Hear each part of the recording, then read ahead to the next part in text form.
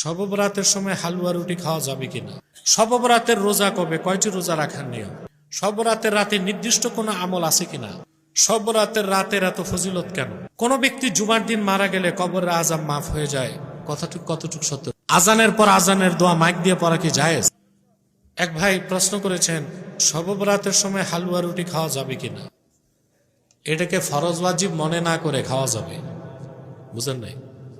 আবশ্যক মনে করা যাবে না, রেওয়াজ হিসেবে খাওয়া যাবে, রেওয়াজ হিসেবে খাওয়া যাবে।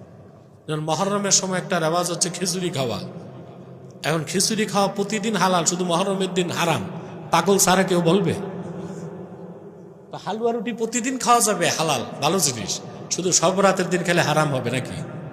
কথা বলেন। এটাকে আমল হিসেবে গ্রহণ করা যাবে না, আবশ্যক মনে করা যাবে না, রেওয়াজ হিসেবে। শব বরাতের রোজা কবে, কয়টি রোজা রাখার নিয়ম? একটা রোজাই রাখার কথা এসেছে, 15 তারিখ শাবান মাসের 15 তারিখ দিবাগত রাতে ইবাদত আর দিনে রোজা। এটার পক্ষে 7টা সহিহ হাদিস আছে। কয়টা? শব বরাতের রাতে নির্দিষ্ট কোনো আমল আছে কিনা? নির্দিষ্ট তো নাই, কিন্তু আপনি তাহাজ্জুদ পড়বেন, সালাতুত তওবা পড়বেন, সালাতুল হাজাত পড়বেন, বিশেষ করে সালাতুত তাসবিহ পড়বেন।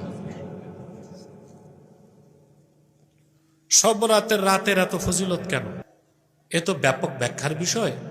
এক কথায় মানুষের যে রিজিক, হায়াত, এই বিষয়গুলোকে আল্লাহ তাআলা বরাদ্দ দেন শব বরাতের রাতে, লাইলাতুল বারাতে, বুঝলেন? কোন ব্যক্তি জুমার দিন মারা গেলে কবরের আযাব মাফ হয়ে যায়, কথাটুক কতটুক সত্য? সত্য, তবে লোকটা যদি খাঁটি মুমিন ও মুসলিম হয়।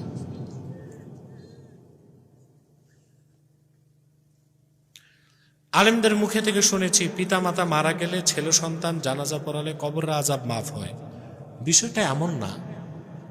জানাজার নামাজটা তো মূলত দোয়া, সালাতও দোয়াও, ঠিক না?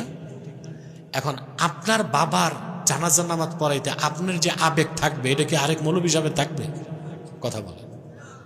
এই যে অনেকে ইমাম সাহেব নিয়ে যায় কবর জিয়ারতে, ইমাম সাহেব এই যে কাঁদতেছে, ওই কবরস্থানে তার বাপ ভাই কেউ নাই, তা কাঁদতেছে কেন? কথা বলে।